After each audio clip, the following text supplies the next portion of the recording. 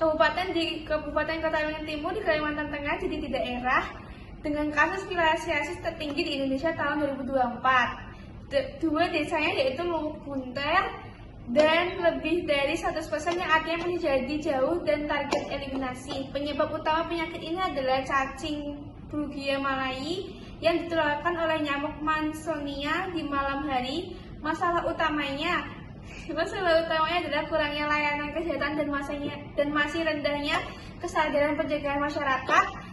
Maka dari itu perlu dilakukan edukasi program pemberian obat massal atau PDPM dan tentu saja peningkatan penggunaan kelambu.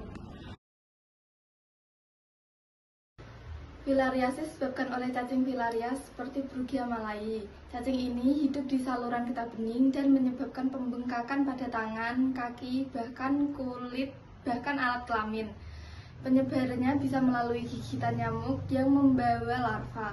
Masa inkubasinya bisa sampai 1 tahun dan cacing ini bisa hidup hingga 10 tahun dalam tubuh.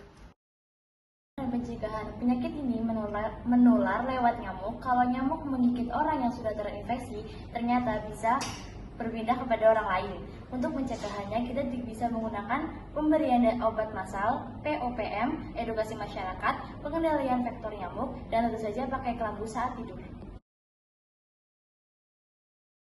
Pada tahun 2024, grafik penyakit filariasis di Kabupaten Kota Waringin mengalami penurunan dibanding tahun sebelumnya, yaitu mencapai 27 kasus.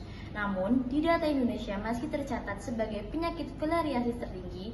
Hal ini dikarenakan hasil survei endemisitas dengan pretest Desember 2024, tim Dinas Kesehatan mencatat MF rate di 2 desa utama sebagai berikut. Desa Laut Banter, MF rate-nya 5,2%, Desa Sudan, MF rate-nya 3,2%. Karena nilai MF rate tersebut jauh di atas ambang eliminasi kurang dari 1%, maka Kodim belum bisa lanjut ke tahap TAS atau Transmission Assessment Survey. Artinya penularan masih berlangsung aktif.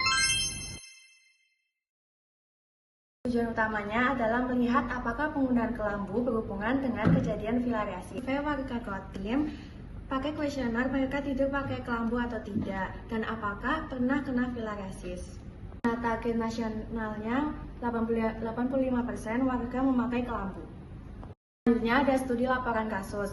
Nah, fokusnya ini lebih dalam, misalnya masih banyaknya orang yang tidak memakai kelambu meskipun telah kena filariasis. Di sini kami wawancara pasien, lihat dari kondisi rumah, lingkup kebiasaan, dan faktor lingkup dari segi kasus.